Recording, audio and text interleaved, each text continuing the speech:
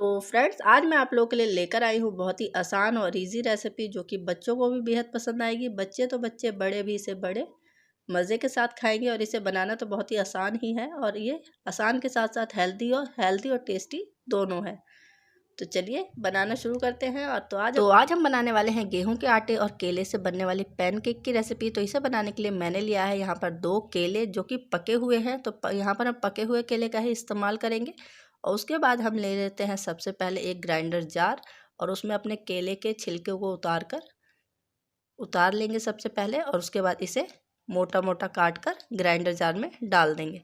तो यहाँ पर आप देख सकते हैं कि मैंने जो केले के छिलके हैं उसे उतार लिया है। उसके बाद अगर कोई भी आपको कहीं पे भी काला काला केले में दिख रहा है तो उसे काट कर हटा दें। और उसके बाद इस तरीके से हम केले को मोटे मोटे स्लाइसिस में काट लेंगे, ग्राइंडर जार में काट कर डाल देंगे। और यहाँ पर मैंने दोनों केलों को इस तरीके से काट लिया है रफली। और रफली काटने के बाद इसमें डालेंगे हम 2 चम्मच चीनी। और चीनी डालने के बाद इसमें डाल देंगे हम 1 कप दूध। यहाँ पर आप कैसा भी दूध इस्तेमाल कर सकते हैं, गर्म दूध, ठंडा दूध, कैसा भी दूध इस्तेमाल कर सकते हैं। तो यहाँ पर इस तरीके से हम इसे पीस लेंगे। और यहाँ पर आप देखेंगे कि बिल्कुल फाइन जो पेस्ट है हमारा लिक्विडी फॉर्म में बनकर तैयार हो चुका है। और इसे हम एक बाउल में निकाल लेते हैं। तो यहाँ पर इसे निकालने के बाद हम इसमें मिला देंगे 1 कप गेहूं का आटा। तो यहाँ पर मैं गेहूं के आटे का ही इस्तेमाल कर रही हूँ, जिससे कि जो हमारी ये रेसिपी है वो बहुत ही हेल्दी हो जाएगी। और उसके बाद यहाँ पर हम डाल देंगे आधा चम्मच इलायची का पाउडर, जो कि इसे फ्लेवरफुल बनाएगी। और उसके बाद इसे कुछ इस तरीके से मिक्स करते हुए हम बैटर को तैयार कर लेंगे। तो यहाँ पे हमें ना बैटर ज़्यादा पतला बनाना है, ना ज़्यादा गाढ़ा बैटर बनाना है।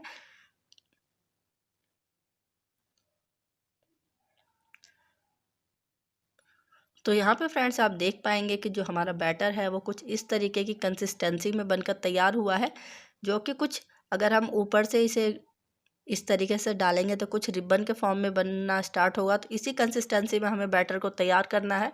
तो यहाँ पे हमारा जो बैटर है वो बनकर तैयार हो चुका है। और अब हम इसमें डाल देंगे 1/4 चम्मच बेकिंग सोडा, और थोड़ा सा पानी को डालते हुए इस बैटर को फिर से अच्छे से मिक्स कर लेंगे बेकिंग सोडा के साथ। तो यहाँ पे जब हमारा ये जो मिक्सचर है वो तैयार हो जाएगा तो उसके बाद हम चलेंगे सीधे गैस के फ्लेम की तरफ।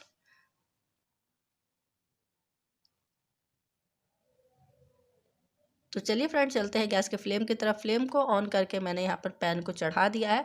और उसमें हम डालेंगे थोड़ा सा देसी घी, बटर, कुछ भी इस्तेमाल कर सकते हैं। यहाँ पर हमें बहुत सारा नहीं डालना है, बस इतना डालना है जिससे कि जो हमारा पैन है वो ग्रीस हो जाए अच्छे से, बस। तो यहाँ पे जो एक्स्ट्रा था उसे मैं निकाल लेती हूँ और इसे अच्छे से फैला लेंगे। और यहाँ पर जो हमारा बैटर, चाहे कुछ भी हो, जो हमारा बटर है चाहे घी है, उसे बस 1 टाइम ही डालना है, हमें बार बार नहीं डालना है। तो यहाँ पे इसे एक बार ग्रीस करने के बाद मैं एक जो हमारा बैटर था उसे कुछ इस तरीके से हम डालते हुए फैला लेंगे पैन के ऊपर। और ये बहुत ही आसानी से फैल जाता है। और यहाँ पर जो हम साइज़ है वो अपने अकॉर्डिंग मैनेज कर सकते हैं। आप अगर छोटा बनाना चाहते हैं तो छोटा बनाइए, बड़ा बनाना चाहते हैं तो बड़ा भी बना सकते हैं। तो इसे फिर थोड़ी देर के लिए कवर कर देंगे हम। ऐसे तो ये ओपन में भी हम पका सकते हैं, लेकिन कवर करने से ये होगा कि जल्दी से पक जाता है। तो यहाँ पर आप देखेंगे कि जो ऊपर का इसका हिस्सा है वो थोड़ा सा पक चुका है।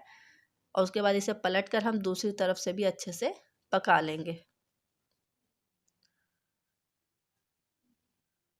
तो यहाँ पे फ्रेंड्स आप देखेंगे कि जो हमारा ये नाश्ता है ये बिल्कुल बनकर तैयार हो चुका है, अच्छे से पक चुका है। और आप इसके कलर को भी देख सकते हैं कि कितना बढ़िया आया है। और इसे बच्चे तो बहुत ही पसंद करते हैं, बड़े मज़े के साथ वो खाते हैं। और यहाँ पर आप देखेंगे कि दोनों तरफ से जो हमारा नाश्ता है बिल्कुल बढ़िया से पक चुका है। तो इसे अब हम इसी तरीके से अपने बाकी के सारे नाश्ते को बना लेंगे। तो यहाँ पे आप देखेंगे कि जो मैंने बस 1 टाइम है जो घी है उसे ग्रीस किया था। उसके बाद हम दोबारा बिल्कुल भी ना घी डालेंगे, चाहे बटर कुछ भी आप इस्तेमाल कर रहे हो वो बिल्कुल नहीं डालेंगे। बस इसी तरीके से पैन में डालते हुए अपने नाश्ते को बना लेंगे। तो यहाँ पर आप देखेंगे कि इस बार मैं ओपन में ही पकाऊंगी, ढककर नहीं। और ये बहुत ही आसानी से पककर तैयार भी हो जाता है। तो यहाँ पे आप देखेंगे कि जब हम ओपन में पकाएंगे तो इसमें थोड़े थोड़े से जैसे बबल्स से दिख रहे होंगे आपको, छेद छेद से। और ये बहुत ही अच्छे से पककर तैयार हो जाता है। और इसी तरीके से हम अपने बाकी का जो जितने भी हमारे पैनकेक है उसे बनाकर तैयार कर लेंगे। तो यहाँ पे फ्रेंड्स आप देख पाएंगे कि कितने बढ़िया से जो हमारा पैनकेक है वो बनकर तैयार हो चुका है। इसका जो कलर है वो भी कितना बढ़िया आया है। और इसी तरीके से हम सारे जितने भी हमारे पास बैटर है वो इसी तरीके से बनाकर तैयार कर लेंगे। तो यहाँ पर आप देखेंगे कि 1 कप गेहूं के आटे में हमारे कम से कम 8 से 10 पैनकेक्स जो हैं वो आसानी से बनकर तैयार हो जाते हैं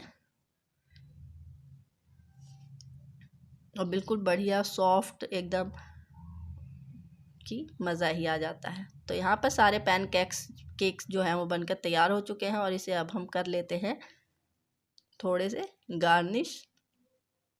तो यहाँ पे मैं आपको एक तरफ से दिखा भी देती हूँ कि ये बिल्कुल अच्छे से दोनों साइडों से पके हुए हैं और बिल्कुल सॉफ्ट भी बने हुए हैं।